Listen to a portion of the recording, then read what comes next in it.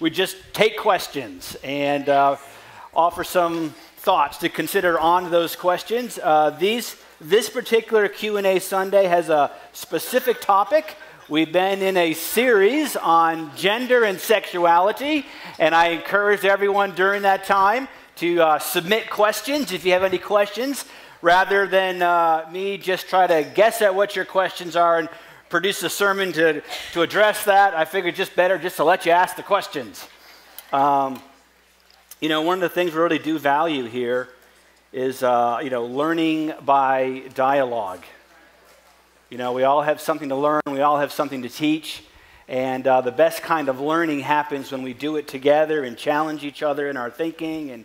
And of course, there's a good place for sort of the monologue, if you will, like, okay, let me just kind of present some things to you. But ultimately, the best kind of learning happens when you can dialogue and challenge and think through things. And that, of course, best happens in smaller groups. It's hard to do that kind of a thing with 150 people. But this is the closest we can get. Ask questions, and we'll kind of offer some thoughts. So that's what we're doing. Of course, if this is your first Sunday, you didn't have the advantage of hearing the first couple of sermons on this series, which really formed the backdrop. If we were a little more prophetic, we would have known you were coming and emailed you links to those sermons, but I apologize, we didn't do that. And a lot of the answers that I'm going to provide really require that as kind of a foundation. So I apologize. If you're here first, just kind of go with it. And we had about 22 questions submitted. I'm going to do my best to get through them. If I do happen to get through them all, we have more time, I'll just open it up to questions from the floor. And the foundation that I tried to take some time to lay was that when before you can even talk about this topic, you just have to have a little bit of understanding of God's created order. In other words, what was God's kind of intent and purpose in creation, especially as it relates to gender and sexuality. And it's my take when you read the scripture that Jesus affirmed. It's fairly simple. God created us male and female, and then he created us to be in partnership together. Men and women were created for each other, not to be opposed to each other. And we can even find a different word than opposite sex. Anyways. And of course, then there's marriage. God designed it for one man, one woman to come together in marriage for life. And within that context, to enjoy sexual intimacy, which is both about intimacy within the relationship and also, of course, cannot be separated from the creation of children. Not that you can only have sex to have kids. I'm just saying the act itself cannot be divorced and separated from procreation. And that there's a beautiful design in that. There's something very prophetic about it. And we've kind of talked about all of that. And that's kind of the foundation. And of course, my real goal was not just to describe it, but to kind of help explain the why behind it. So hopefully you got some of that. Of course, we also need to recognize, and one of the things I've tried to really emphasize through this is that we need to recognize that life can be very messy and complex. And when you really look at sort of God's ideal, almost nobody achieves that throughout their entire life. We all fall short. Even in the area of gender and sexuality, it's not like just certain people are experiencing brokenness in this. Almost all of us experience brokenness in this area, in one area or another. And so we need grace. We are not called to condemn, to reject people because of their brokenness. We're called to serve other people in love and in truth. All right? Even in the Old Testament, God said, get rid of the pointing finger. He said that in the Old Testament, get rid of the pointing finger. How much more in the New? Now, that does not mean, so we want to have this environment of grace. We want to give each other grace. Doesn't mean we just abandon truth to graciousness. It's not an either or. Okay, we can do both. We can be very gracious towards one another. We can recognize, listen, we're all in the same boat. Nobody has the right to be self-righteous. Nobody has the right to be condescending. Nobody has the right to look down on another person. And at the same time, we can uphold truth because Jesus said it's the truth that sets us free. We don't have to beat people up with the truth. We want to be able to set people free with the truth, and there's a big difference. All right? All right, so going to do my best. We've got 22 questions. I also like to just kind of, thank you, just kind of say, I'm not going to pretend to have all the answers. All right? As a matter of fact, I want to encourage you. John, in his letter, said, listen, you've received an anointing, and that anointing abides within you, and the anointing is what ultimately teaches you. That doesn't mean we throw away teachers, but you have the teacher. And so, part of what my goal as a teacher is just to be able to, maybe help us think through some things, do my best to present what I believe is faithful to the biblical narrative and teaching, but ultimately just to encourage you that God's word is beautiful, it's trustworthy, Jesus is amazing, and you can trust him and he'll ultimately guide you. All right? So I'm offering some thoughts for you to consider. So let's just jump right in, shall we? You've got a list of the questions that got submitted. If you didn't get the list, there's some up here if you want to grab it, but we're just going to post it up here. So let's just jump right in. First question. What does God have to say about misogyny? Nothing good. And men taking advantage of their power in society, how can we have correct roles, places in society? All right, if you're not familiar with the term misogyny, misogyny basically is prejudice against women. It oftentimes arises from viewing women as objects or as inferior to men, which oftentimes leads to mistreatment of women or the exclusion of women in certain things. And what does God have to say about that? Well, I would say this: misogyny is unequivocally contrary to the gospel. All right? As I covered in the first sermon, it's my opinion that the Bible really affirms the equal status and privilege of men and women. All right? Men and women should be treated with the same dignity, the same respect. Men and women should be viewed equally competent and capable. Men and women should have equal access to jobs, activities, leaderships, opportunities, etc. All right? When it comes to authority and power, no, not quite done yet. All right? That was just the first part. Taking advantage of their power in society, that's not just an issue for men, although obviously historically men have had more power than women. The Bible addresses very clearly, in my opinion, how we are to handle authority and power when we have it. All right, it's something given by God, and ultimately we're accountable to him for how we use it. And of course, the example for how to use power and authority is found in Jesus himself in the cross. When you've been given power and when you've been given authority, you use it to serve others. We lay down our lives, okay? We don't use it for self-serving purposes. So certainly we can find examples of men or anyone else who has power not using it in the right way, and the Bible addresses that through the cross. How can we have correct roles, places in society? And so I think, personally, I think the key to understanding correct roles and places in society comes by really recognizing first and foremost that men and women were made for each other. Amen. And we are to partner together for God's purposes. All right? Recognizing, I do believe we can recognize our differences. There are differences, but that does not mean that we have to put limits on men or women just because we're different. And it doesn't mean that things that may be true in terms of averages or a group characteristic doesn't mean it's true for every individual in that group.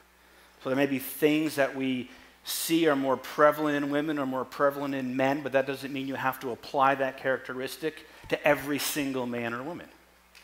We just don't need to have that. That's just the unhealthy side of stereotypes. And so I personally think there is a sense in which we can let maleness and femaleness emerge. If it's a real thing, it sort of tends to emerge. All right? And the best thing to recognize is, again, that we were made for each other and that we're to partner. And I think if we can do that, and we don't have to put limits on men or women because they're a man or a woman, then our differences will just be there. We can celebrate them when they're there, and we can move forward. So that's what I'm going to say on that. Number 2. This was funny. I like this. I disagree that there is an attack on maleness. I made a comment in one of my sermons about just feeling like there's an attack on maleness itself sometimes within our culture, kind of a growing one. And this person said, I disagree. I have yet to see women be chosen first to lead, always second. What is the church position on female leaders? And certainly you're welcome to disagree. That's okay. I did make the comment without actually providing a lot of backup, so it's kind of fair to call me out on it. I just want to clarify, when I said that comment, I wasn't so much meaning there was an attack on males. I meant that there was kind of a growing thing I've noticed in society where there's this idea that maleness itself is not a good thing. And one of the clearest examples of that is there's a lot of talk, even courses, especially in schools and universities, on toxic masculinity. And certainly there are maybe poor characterizations or stereotypes of maleness that are not good, that we should reject. But maleness itself is not something. And sometimes you can slip over into maleness itself is not good because men are aggressive or they can be violent. And certainly violence is a bad thing. It's just bad. And I think rather than think about toxic masculinity, we should just talk about good and bad behavior. It's not masculinity. That's what I meant by that comment.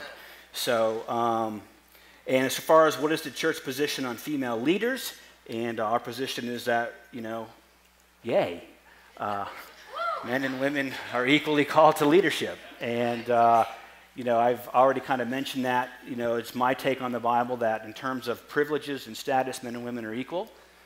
And that we don't have, that our differences don't mean we have to put limits on things like leadership, that only men can be in leadership. I know there are those who love Jesus with all their heart, love the scriptures, have studied the scriptures intently, and have come to a different conclusion. And that, to me, it's just not something we want to really divide over. But in terms of River of Life, it is my feeling that men and women are equally have access to leadership roles. And you'll see it in there. We have female pastors. And actually, I think about 60% of our senior leadership team is women. So we kind of walk that out. So that's how we feel about it. And all right, let's jump into what was clearly the area where I got the most questions on, LGBT issues. A lot of questions on this topic. And surprisingly, we didn't really receive many questions about what the Bible says about like homosexuality itself. Now, I think my presentation of, male, female, marriage, sex, kids, family, made it clear that same-sex sexual relationships are not part of the Christian, in my opinion, part of the Christian sexual ethic. All right? But I didn't receive any disagreement on that. And I didn't get any questions on that, so I was kind of surprised. Maybe there just weren't any disagreements, or maybe people just kept them to themselves. I'm not sure. It's certainly an area you're welcome to ask me questions on. The questions we did receive were really more about how to respond to specific LGBT issues or that community, and I found that very interesting and very commendable.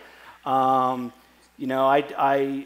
take this to mean there's a lot more interest in sort of pastoral issues, like how do we walk this out? How do we walk with people who are struggling in this area? How do we deal with it as a church community? It's a big issue. So let's just kind of jump into some of the questions, all right? Yes? I have a question. Yep. Actually, I'm going to, if you don't mind, at the end, I'll kind of open it up. I need to know what you're talking about. You just gave me letters. I don't know what that is. Oh, I'm sorry. That's a good question. Yeah. Thank you. No, don't be sorry for all. That's wonderful. Okay.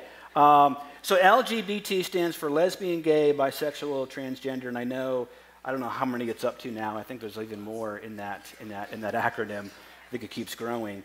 But it basically is referring to that. It's referring to lesbian, gay, bisexual. It's basically all those issues associated with gender and sexuality that in many respects fall outside of what I would call the biblical pattern, male, female. In other words, your gender is associated with your biological gender, and that men and women were made for each other in marriage and all that. So that's what that acronym means. Is that good? All right. All right.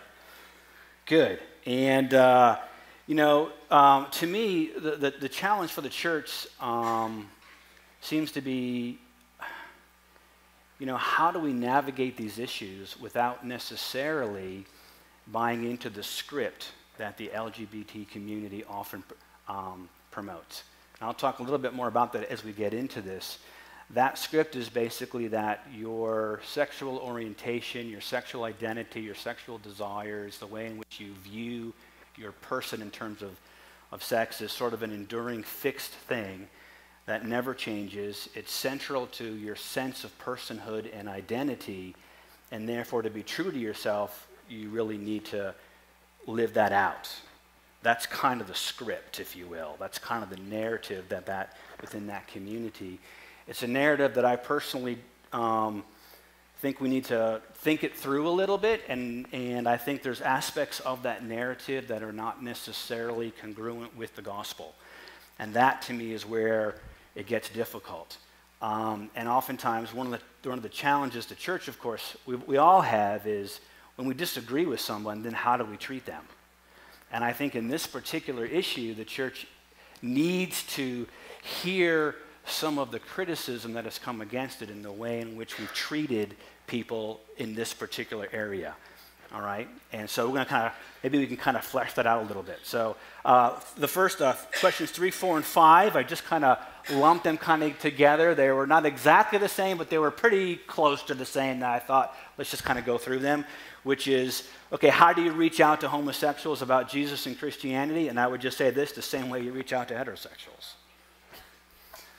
I mean, you know what I mean? You love them, you get to know them, you pray for them, you share the gospel with them, you invite them. They're not a separate class of people. Even if they necessarily may define themselves as a group, but I think the gospel calls us to see people as people. Okay? Why categorize people over their brokenness or their sin? I mean, we don't say like, well, how do we reach out to the premarital sex community? How do we reach out to the guys who lust community? And so I think some of it is maybe, we don't necessarily have to segregate this group. And that's part of what I've tried to, in this, listen, we all have sexual issues. It's not like people with same-sex attraction are unique in having sexual dysfunction. So we don't necessarily have to think that way. We reach out to them the same way you reach out to anybody. There's no difference, in my opinion. Number 4, how should the church... Are you guys doing okay? You guys are like unusually quiet. You're making me nervous, like... Wanting to sneak off on the back door or something when I'm done? I don't know. All right. Number 4, how should the church respond to people of the LGBT lifestyle who come to church or desire to become part of our church? How do we not reject or offend them? And the other question, how does the leadership of this church request that we as a congregation approach the LGBTQ population, both outside and within the church? All right, and I would just start with, okay, how about we start with we welcome them and we treat them like we do every other person, with dignity and respect. The gospel doesn't demand that we insist on fixing people before we can accept them and love them and relate to them. Okay, we don't have to lead with, we need to fix you. Okay, we lead with love, we lead with acceptance. Okay, we don't shun people just because we disagree with their lifestyle. All right, so that's not something we need to do. I think we can affirm people's humanity without necessarily affirming sin or brokenness. We can actually do that. And I think we just have to, examine ourselves and own up when we use truth to hide our unloving thoughts. I think we have to examine ourselves and own up when we use truth to hide unloving thoughts or words or actions. Well, what it means is sometimes we can, the The truth may be that from our perspective and what I believe is faithful to the biblical witness, that same-sex sexual relationships is not healthy, and it's not part of God's design. It's part of brokenness and sin. That to me is the truth. But we can use that truth to hide the fact that we may actually have some very unloving thoughts. It's amazing. We should just check ourselves. It's easy to get offended at people's sin. And we all have certain sins that we get more offended at than others. Come on. Especially if they're the sins that we don't have. No, I'm being honest. Just being honest. We tend to, you know what I mean? We tend to judge sins that we don't have much more harshly than the ones we do. So the things that I struggle with, I have all kinds of compassion because I get it. But if I'm actually doing pretty good in the area you're struggling, I don't know what your problem is.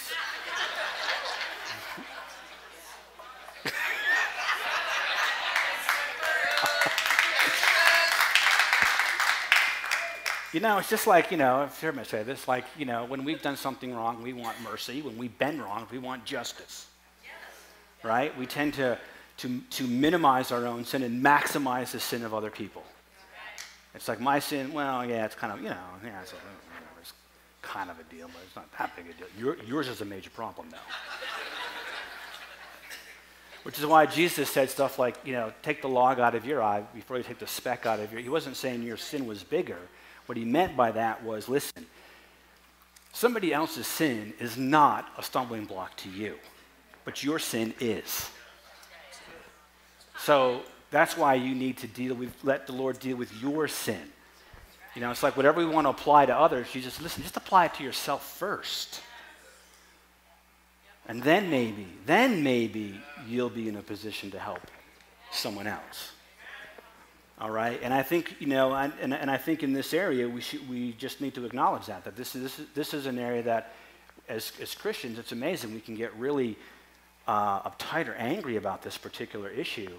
We could sometimes treat people. In the Bible, almost every single scripture about homosexuality that has a prohibition to it, which they all do, it's always in the list. It's always part of a list. And if you go through those lists, I'm pretty sure you'll find you in that list. So it's like, why do we have to treat that issue as somehow, So I think it's okay to kind of examine. So we can affirm people's humanity without necessarily having to affirm sin and brokenness. The church is really, honestly, we're supposed to be a place where people can be honest about the things we struggle with. We're supposed to be. And like I said, sometimes we think of homosexuality as a different category than other sexual immoralities, and it's just not the case. In fact, the most comprehensive scripture in the Bible about this topic comes from Romans chapter 1, and Paul actually describes it as a symptom. He said it's a symptom. All right, and so one of the things that is you'll find in the homosexual community, it's not that different than most communities. There's just a lot of brokenness. There's a lot of brokenness. A lot of ladies that are lesbian, and not that everyone has had this experience, but many of them have had extremely bad men relationships where they've been abused, and so it makes it very difficult to have healthy relationships with men. And that's, which of course is also true even in the heterosexual community. Sometimes, if you've had really bad experiences, sometimes that shapes you and it makes it difficult to have healthy relationships. And so, it's more of a symptom. I think also when it comes to the homosexual community, if you will, how about, and this is just true for everything, we shouldn't minister down. We should minister across. All right. Do you understand what I mean by that? One of the challenges and it's true in almost any way, it's true in every way in which we minister. So it can happen when we minister to the poor. It can happen wherever we're ministering. Sometimes we have this attitude of it's the haves ministering to the have-nots. It's ministering down. And that's not the way that we're called to do ministry. We minister across, and what that means is a couple of things. Number one, it means that, listen, we're all in the same boat. This is not me, I have my act all together, ministering to you who doesn't have his or her act together. It's neither of us really has our act together, so we're going to minister one to another to bring us, helping all of us try to, get to where God wants us to get. So we minister across. We don't minister down. Even when you're ministering to the poor, sometimes again we can have that attitude of we have something and they don't. We're helping them. It's my benevolence. I'm so good and I'm so wonderful and I have money and you don't and you're a mess and so I'm going to come in and I'm going to help. That's just a condescending attitude. When it comes to the poor, the reason we minister to the poor is because we're poor.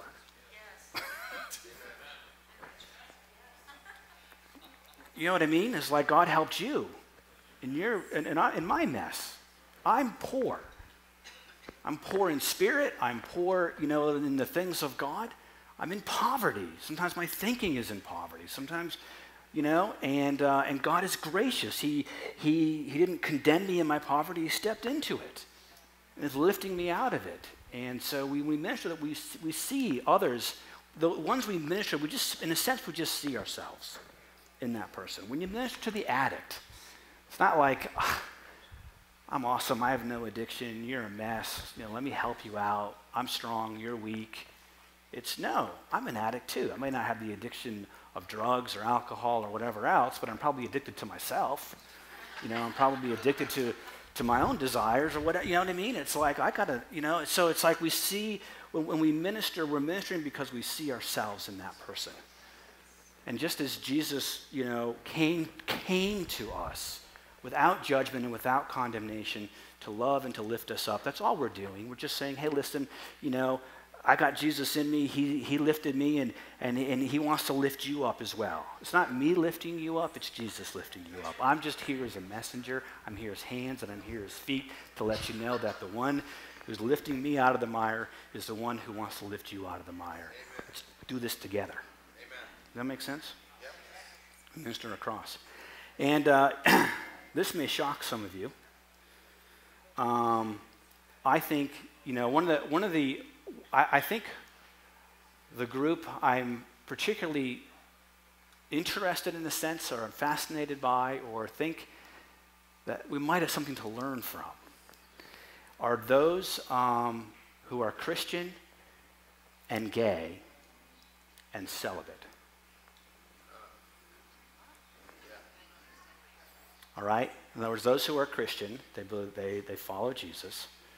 They're gay. Now, I know some of you may be thinking, is that even possible? And they're celibate. All right? Meaning what they've done, they've made a decision. They've said, listen, I have this same-sex attraction that doesn't seem to be going away. I believe in Jesus. I believe in the authority of Scripture. I'm in agreement with what you've described in terms of the biblical pattern or God's ethic for sexuality. And so I'm going to remain celibate and not engage in same-sex sex.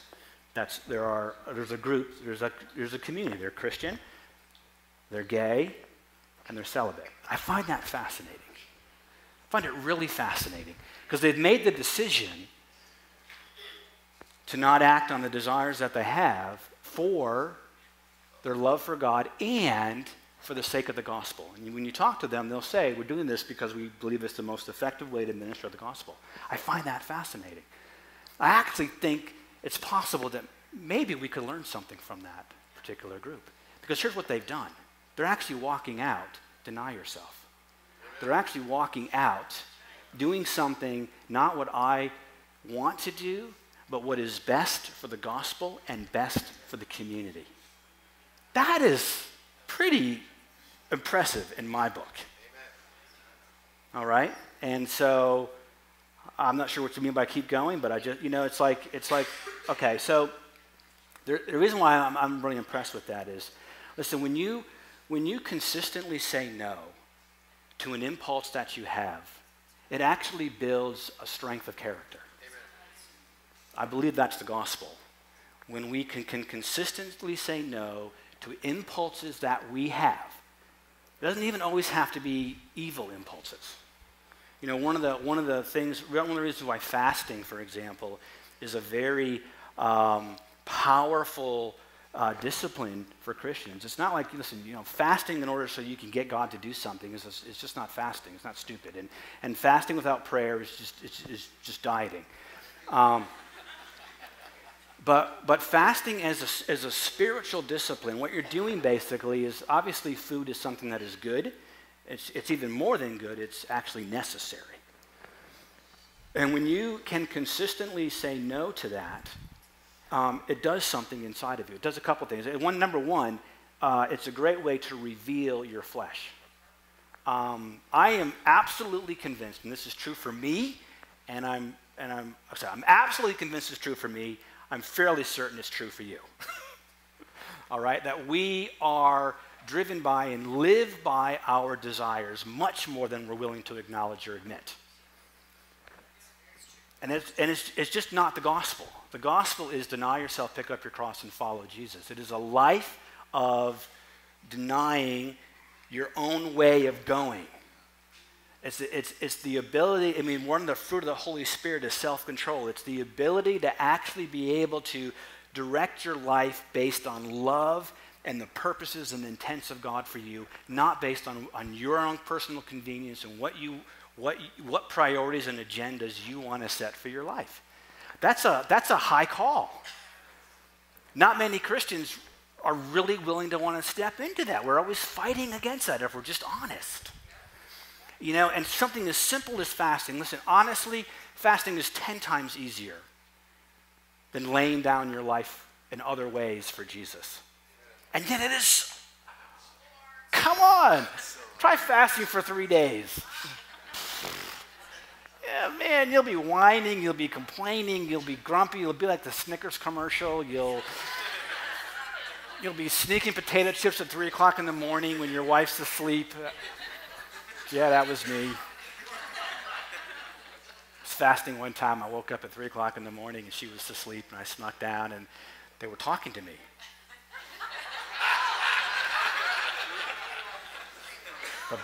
The bag of potatoes, the Doritos have a voice. They speak.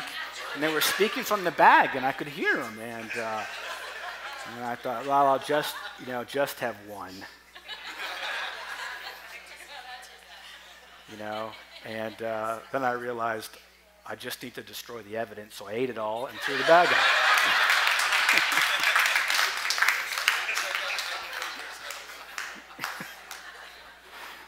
Anyways, you know, the point being that even something as honestly as simple as fasting, and we have such a hard time with that because we are accustomed to living according to what we want and giving ourselves what we want. All right? And the call is actually to something higher than that.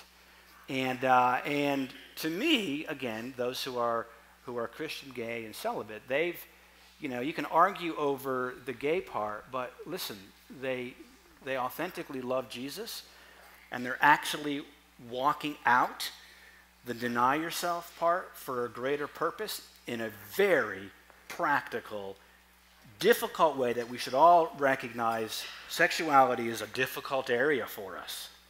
You think food is hard abstaining from, right? So let's just, I just think that's something we could actually learn from. All right, I kind of went off on a rabbit trail there, but I don't know, it was good. All right, let me move on then. All right. If someone is saying they are a Christian but live in a gay lifestyle, what do you do with that? And I think you could broaden that question to how do we relate to Christians that live in ways that we believe are contrary to Scripture? Amen. It doesn't just apply here. It applies to, again, we don't have to treat this topic as if it is somehow like the biggie. You know what I mean? But it is a good question. And I think you broaden it to just how do we relate to Christians that live in ways that we believe are contrary to Scripture. And, listen, first of all, rarely does the Bible instruct us to separate from our brothers or sisters. Okay, rarely. There are some rare instances where a Christian's behavior is such that we can't relate to them as a brother or sister, which means you relate to them as an unbeliever. And how do you relate to unbelievers? You love them. You know what I mean? So even when the Bible says to separate, you mean you can't relate. In the rare cases where you can't relate to someone as a brother, it doesn't mean you reject them. It doesn't mean you. It just means you consider them to be an unbeliever. So you relate to them as you would an unbeliever. You pray for them. You preach the gospel. You share. You invite them. All right? And but for the most part, we don't have to separate. When it comes to how do we deal with brothers and sisters who are sort of behaving outside of what we think are the bounds for the way Christians should relate, and first has to come relationship. And so you got to build relationship. You got to have a level of trust. I have found as a pastor, that just because I'm a pastor doesn't mean everybody considers me their pastor. And I'm sensitive to try to recognize, is there a level of trust in this relationship that I have with somebody? Do they consider me a pastor? It's one of the things I always talk to people about. Do you view me as your pastor? I can't demand that you view me as your pastor. I have a call of God on my life, I believe, that's there to pastor, and others have recognized it, and I think I've proven over time that there's an anointing and a call and a gifting to do that. But that's up to you. Ultimately, I can't force that on you. But if you do say I'm your pastor, then what you are saying is you're giving me permission to speak into your life. Amen. Which means I'm going to avail myself of that, because I have a responsibility as a pastor to watch out for the souls of those who God has entrusted to me. And so if you extend to me, pastor, then you are also extending to me the right to be able to speak into your life, and I will avail myself of that. We will have discussions, about that, and hopefully I've developed a level of, trust and whatnot that you're able to do that. And I think the same is true not just with pastors, but it's true brothers and sisters one to another. We are called to make ourselves accountable one to another. It's not just to the pastor. You're not just, we're accountable one to another. But you also have to extend that. So you can't impose accountability on somebody who doesn't want to extend that accountability to you. Even though they should, as a Christian, you should extend yourself, if you will. You should extend the right to your brothers and sisters to have conversation with you, to encourage you, to challenge you. That's part of what it means to be family and community. You should do it, okay? But if someone doesn't extend that to you, that doesn't mean you can just impose it upon them. And so you have to recognize what kind of favor do you have with somebody? Do you have that? And where you do, then you can have those kind of conversations. And where you don't, then you got to really be sensitive to the leading of the Holy Spirit in those kind of things. And again, I think the first place to always start is we always start by checking our heart. We shouldn't be offended at somebody because of their sin. Honestly, we shouldn't be offended by it. Okay, we can recognize that it's not good.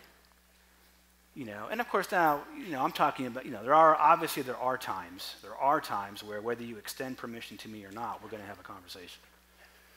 Okay, in other words, there are things that cross the line where it's not about you, it's about you're potentially going to harm somebody else.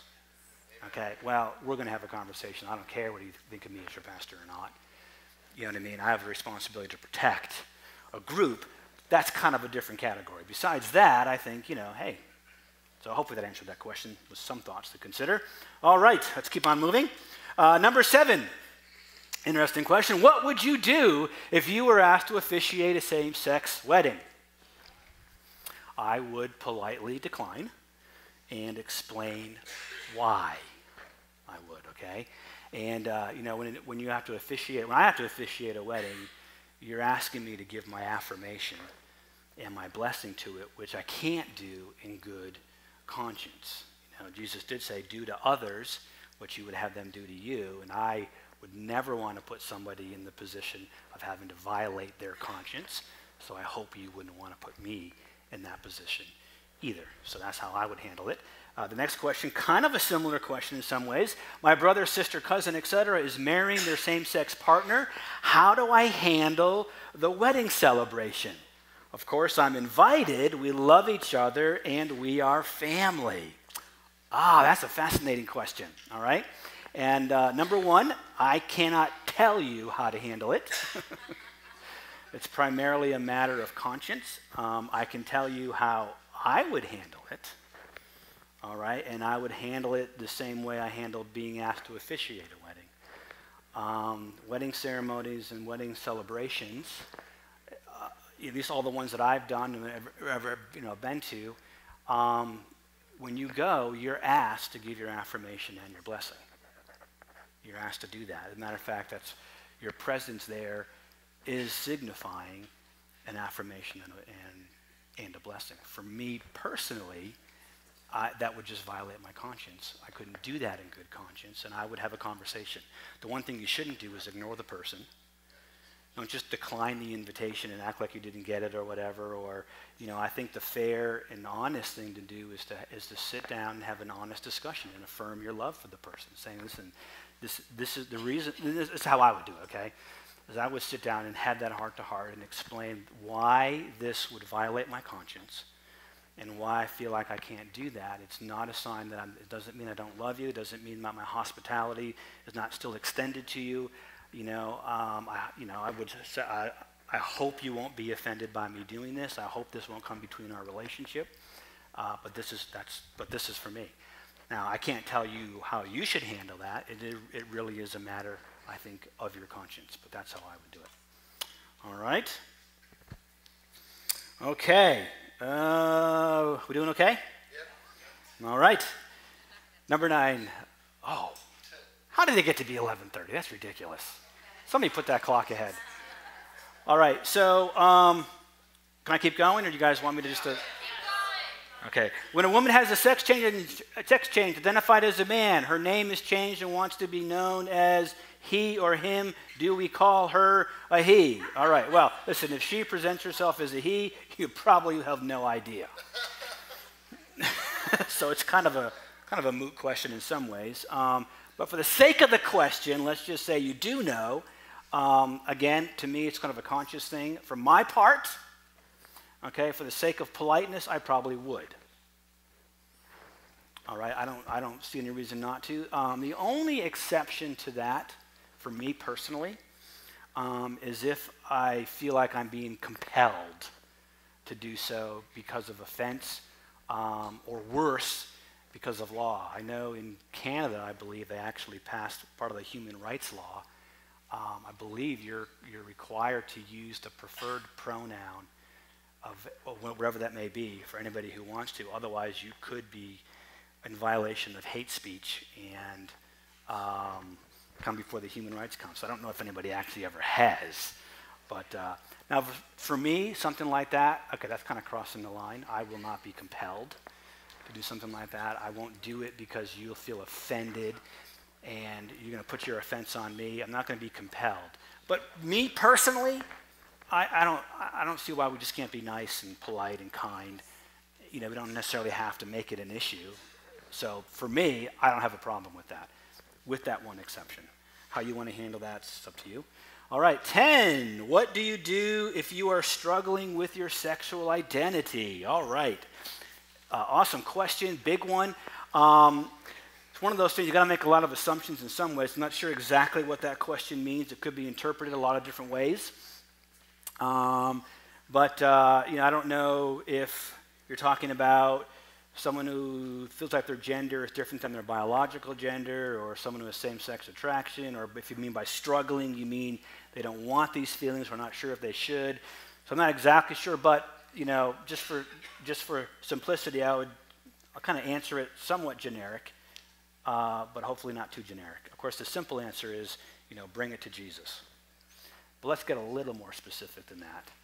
I think, and this brings up kind of a whole fascinating things, and it has more to do than just this issue. Again, I think when we're talking about this issue, we could apply a lot of this to almost any issue. If you haven't kind of picked up that theme, like, we don't necessarily have to segregate this as if it's something special. It's just part of sin and brokenness, and we can learn. It's kind of the same thing. So, because I suspect many people have had the experience of struggling with something they don't necessarily want, or they're wondering if they really should have it, and it just seems like it's hard. You know, it's funny how some people can bring an issue to Jesus and it seems like it's gone like that, and other times it's like it just seems to take a long time. I mean, even just simple stuff. I've seen people who wanted to give up smoking and got instantly like, boom, gone, never even thought about smoking again the rest of their lives. I've seen other people where it's just like a massive struggle. It's like they see victory in other areas of their life, but something like smoking, it's like, I just can't seem to give it up. And, you know, you could talk about a whole host of issues where it kind of feels like that. Okay, so the first thing I think is important is we do have to come to Jesus. If you're a Christian, you know, that's always the starting point. And I always want to encourage us as Christians in all of our issues. There's one key thing that we want to work on, and we have to recognize it as true, and then we need to walk it out as true so that we can begin to experience it. And it is this. You ready? It's 3 words. It's worth writing down. I mean, you can memorize it, but you'd probably forget it anyways. 3 words. Ready? Jesus is enough. One of the big challenges with the Christian walk as we walk towards wholeness, that's what salvation means, by the way. Salvation means wholeness. So in one sense, we've already been made whole in Christ. And in another sense, we're kind of walking towards that wholeness that we already are. It's kind of a strange thing. I won't go into it this morning, but it's worth kind of, if you can explore that out, you already are whole, but you're also walking towards wholeness. And one of the interesting things about walking towards wholeness is this, it's almost like there's healing and there's denying. There's healing and there's denying. And the gospel actually has both in it. You know, we see that Jesus heals. But what happens when we don't see healing?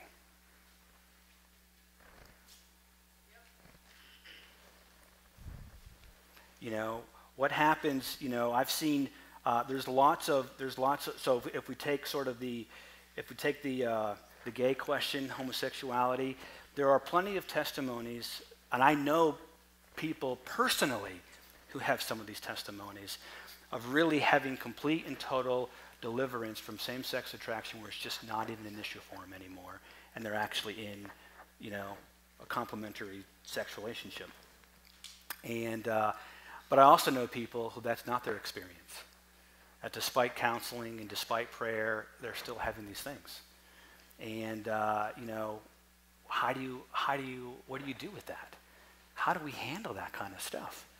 Because we believe in healing, but the Bible also says that there's denying. Now, why would we have to deny? Why? And Jesus said you got to do it every single day. Right? Like sometimes we just have desires that we're not supposed to walk out. And sometimes those desires can actually be good desires. I'm not talking about same-sex attraction, but I'm talking about sometimes you can have a good desire that the Lord is still saying, but that's not for you today. So you got to say no to it. Right? So it can be desires we shouldn't have, or even desires that we have. There's a denying process. Now, why would we have to say no? Why didn't Jesus just heal us of all those things we shouldn't have? Right? Which is what a lot of Christians want. It's like, rather than have to deny myself, I just want Jesus to take it away so I don't have to worry about it. You know what I'm saying? I don't have the answers to that. All I know is that both are in the gospel. There's healing and there's denying. And so sometimes there's just things, you know, we have things we have desires for things that are not part of God's created order for us. They're not part of God's design and will for us. And we've got to say no to them. All right? And either way, Jesus is enough. Jesus is our healer. He's also the one who gives us the grace for sufficiency when something isn't just automatic and easy. Amen. There's nothing about the Christian life where we're promised it'll all be automatic and it'll all be easy, it'll all be effortless. That's just not the gospel. You know, and so whatever your issue is, you have to start from a place of Jesus is enough for me. Amen. All right, and so he can bring transformation and healing through that sort of instantaneous, miraculous thing we experience. He can also give us the grace to endure something and to deny and to say no. All right, that would be my starting point for that. All right. Where is your energy level at? Oh, we got the kids downstairs too. All right. Let me go a couple real quick, okay? Number 11, what about living together before you get married? Isn't it wisdom to test drive a car before buying it? All right. Kudos for your creativity. But that is just not the right analogy. Living together is not test driving. Dating is test driving, okay? Living together is like going to the dealership and saying, can I take this car for a couple of years, drive it 50,000 miles, and then decide if I want to buy it? There's not a dealership on the planet that would let you do that, okay? We don't apply that logic to other areas of life, right? I mean, can you imagine saying, you know what, let's just have a kid to see if we should have a kid? No, you either have a child or you don't. You don't try it out, all right? That's what dating is test driving. If you want to test drive a kid, babysit.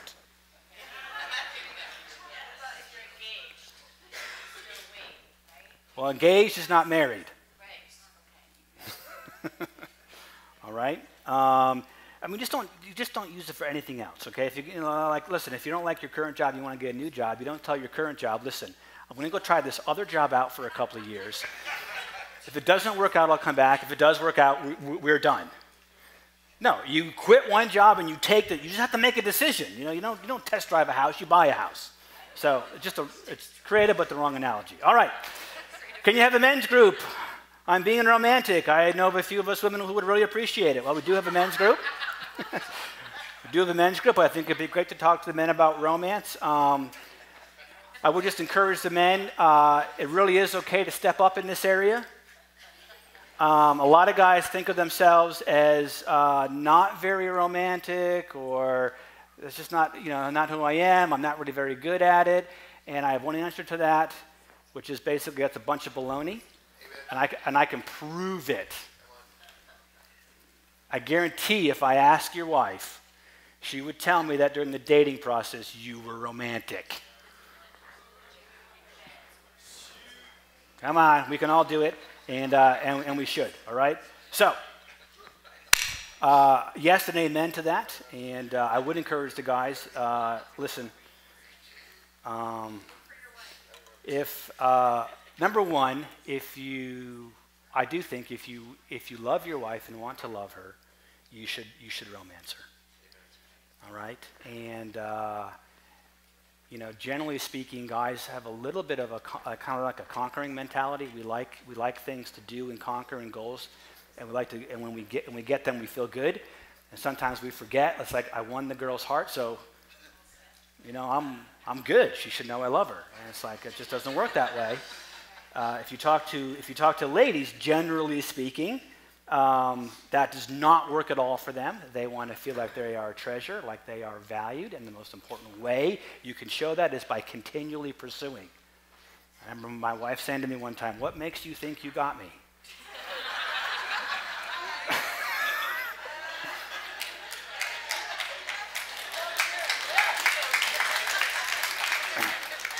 Okay? She's not a goal that you accomplished. You are constantly running after her in a sense and winning her.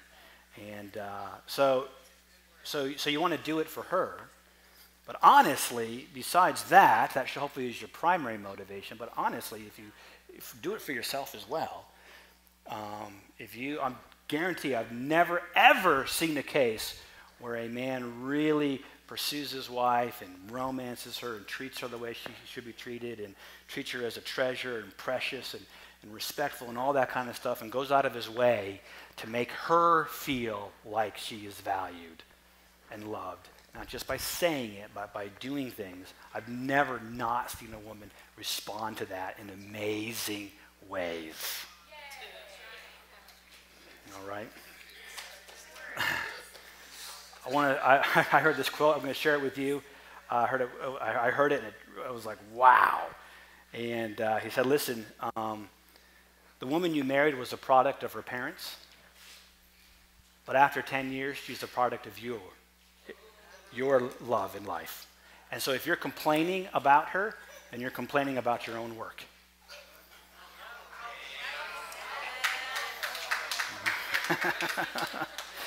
All right, some of you didn't like that. Okay, we'll just move on to question number 13 real quick. How do you increase intimacy in the marriage bed? Well, here's the answer. Increase it outside of the marriage bed. How do you increase intimacy in the marriage bed? Increase intimacy outside of the marriage bed. Okay, deny yourself, pick up your cross, spend time together, communicate. Don't just watch TV together.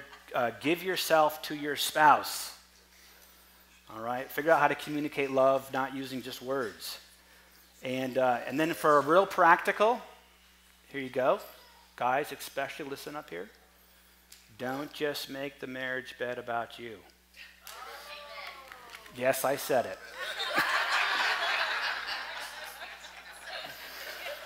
What you do with it is up to you. But your wife just heard it. All right. Can you do question and answer? So, yeah, definitely out of time here. You're having a marriage club. I'm sorry I didn't get to all the questions. I know you have more. Maybe we'll just do another Q&A Sunday when I get back. Or videos. I can do some videos of these. Or we do have a marriage retreat coming up next year. Highly recommend go to that. And that's not just for people who are like in marriage crisis. If you're in crisis, come. If your marriage is great, come and make it better. That's right. All right. And Beginning of February. all right. Well, I got through half. I thought I would do better. I'm sorry. I did go a little bit long. We'll figure out how to do the rest of the questions. But thanks for coming. If you got kids downstairs, run on downstairs and.